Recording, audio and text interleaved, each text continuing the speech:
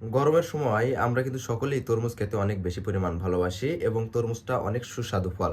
শুধু তরমুজ যে সুস্বাদু ফল এটাই নয়, তরমুজ কিন্তু আমাদের অনেক উপকারী একটা ফল। আমাদের শরীরের বিভিন্ন ধরনের জৈবিক চাহিদা মেটায় এই তরমুজ। তরমুজে প্রায় 92% পানি থাকে, যা আমাদের শরীরকে হাইড্রেট রাখতে সহায়তা করে। তরমুজে ভিটামিন এ, সি এবং বি6 থাকে, যার কারণে ত্বক, চোখ এবং রোগ প্রতিরোধ ক্ষমতা দ্বিগুণ হারে বেড়ে যায়। তরমুজে পটাশিয়াম ও অ্যান্টিঅক্সিডেন্ট লাইকোপেন থাকে, যা হৃদরোগের ঝুঁকি কমাতে সহায়তা করে।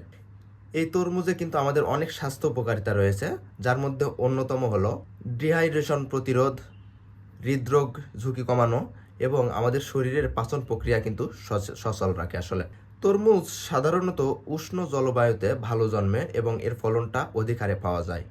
বেলে দোআঁশ মাটি এবং যেখানে পর্যাপ্ত পরিমাণ রোদ পাওয়া যায় সেই জমিতে কিন্তু বেশি পরিমাণে তরমুজ উৎপাদন সম্ভব হয়।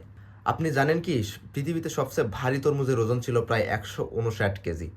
159 কেজি ওজনের তরমুজ এখন পর্যন্ত পৃথিবীতে সবচেয়ে বড় তরমুজের উদাহরণ সৃষ্টি করে। তরমুজের সকল অংশই খাওয়া যায়, এর খোসা, বীজ বা আদার সকল ধরনের জিনিসই খাওয়া যায়। আসলে তরমুজের কোনো কিছুরই নষ্ট নেই এবং এই তরমুজটা কিন্তু শরীরের জন্য অনেক উপকারী।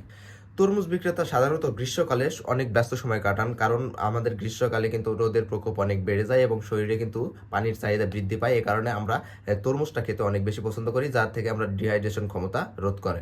প্রকৃতপক্ষে এই তরমুজ আমাদের বাংলাদেশে অনেক জনপ্রিয় এবং বর্তমান সময়ে অনেক তরমুজ বিক্রেতা অনেক বেশি কথা বলে ভাইরাল হচ্ছে। যেমন আমাদের কারওয়ান বাজারের মামা ওই কিরে মধু মধু বলে কিন্তু তরমুজ বিক্রয় করে এখন বর্তমান সময়ে সোশ্যাল মিডিয়ায় ঝড় তুলে দিয়েছে।